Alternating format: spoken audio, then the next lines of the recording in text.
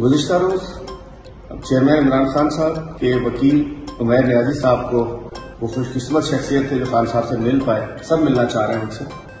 और उन्होंने आके जो बाहर आके बताया, एक तरफ से तो बड़ा अफसोसनाक था कि खान साहब की जो कॉली है उसकी वही सूरत हाल है जो पहले दिन से थी। कोई फैसिलिटी नहीं है, न किताबें हैं, न अंग्रेजी तर्जुमे का कुरान शरीफ है, न किसी भी किस्म की जो जेल मैनुअल के तहत भी जो कैदियों को फैसिलिटीज मिलनी चाहिए नहीं है।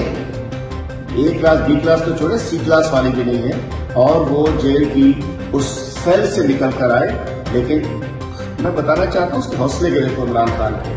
उमैर नियाजी ने बताया कि वो उसी अंदाज में है जैसे जमान पाक में मिलने आते थे, जैसे बेनीगाला में आते थे, जैसे पीएम हाउस में आते थे। तो जो लोग समझ रहे थे कि इमरान खान का हौसले पस्त हो जाएंगे, इमरान खान टूट जाएंगे, तो वो नहीं टूट रहा। इमरान खान नहीं टूट रहा, इमरान खान के हौसले मजबूत हैं।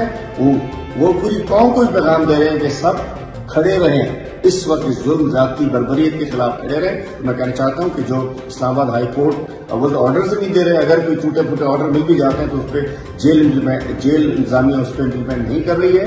और इस वक्त जो जुल्म जबर का बाजार है कि जबरदस्ती करके हमारे MNA मोहसिन लखारी साहब के बेटे को तशद्दुद करके उनको वीडियो दिखाकर उनको पार्टी छोड़ने पर मजबूर किया है।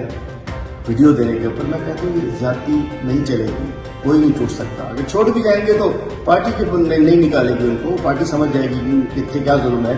एक तरफ तो इमरान खान साहब से जुल्म ज्यादती खत्म नहीं हो रही, दूसरी तरफ पार्टी के असली मेंबरान को तोड़ने के लिए जबर जारी है।